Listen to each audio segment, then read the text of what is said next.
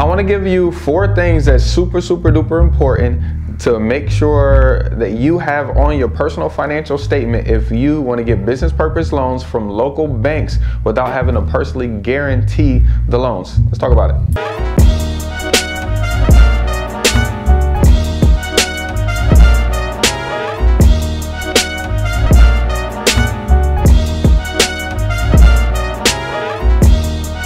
What's up guys, it's your boy Sawan Belcher. This is me taking action on Instagram. I'm a full-time real estate investor. We currently have about 60 doors in our portfolio and we're always wholesaling, buying and selling houses in our current marketplace. Now we typically buy like within about Greensboro. So if you guys have a deal within about an hour of Greensboro, North Carolina, you can send that deal to acquisitions@BuyTriedHomes or sbelcher@buytriedhomes.com. Okay, now look, let's get into this. This actually comes about because I'm working on a refinance for for our office building here, and one of our local banks decided that they were going to pick up the refinance. The cool thing about dealing with local banks versus a mortgage broker or working with a single bank is a lot of the times they have perks, I like to call it. When I say perks, I mean no personal guarantee, right? Because a traditional bank definitely wants to pull your credit. They definitely want to put it in your personal name. It might be like a stringent kind of process. It might take 60 days or 70 days to close out. You know, if you work with a mortgage broker, you might have to pay, 4 to 5% origination points. You might have a prepayment penalty, and the interest is definitely going to be stacked on stack because you're just dealing with 3 or 4 different people all in one side of transaction, one transaction. But when you're working with local banks, a lot of the times they're willing to do a no PG because they're giving you a low loan to value. So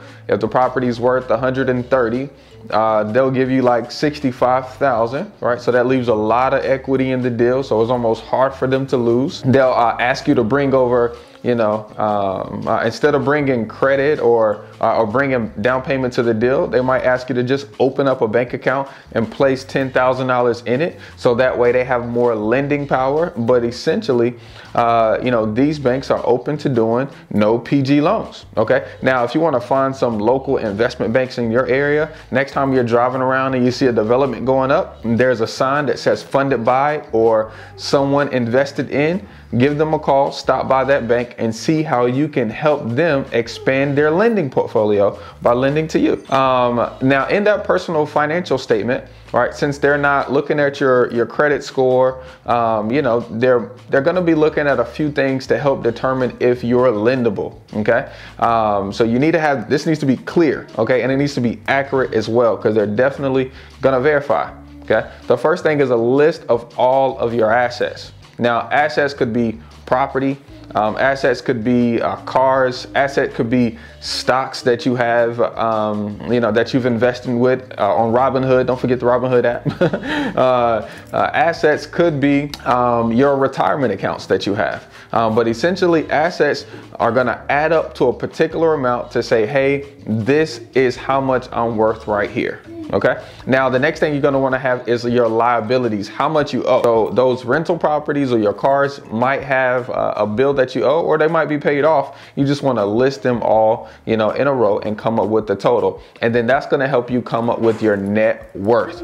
Okay. That net worth banks see as being almost able to collateralize. Clearly, since this guy has, 5, 6, 7 million in assets and his liabilities is only 2 million, clearly there's a $5 million net worth spread there. So he's lendable. That, he has some experience. We can safely invest with him and be able to recuperate our money back. Third thing is a schedule. On that schedule, you can put your rental property there if you don't have any rental property. On the schedule, we actually put all of the properties that we own, how much the market rent is, and then again, how much the value of the properties are side by side. Okay. And then they're going to want us to list out all of our bank accounts. So not just for one particular, company that you're trying to do the refinance with. If you have multiple LLCs and multiple accounts, list out all of those accounts and where they are there. And then 4, which is honestly the most important, is the business information.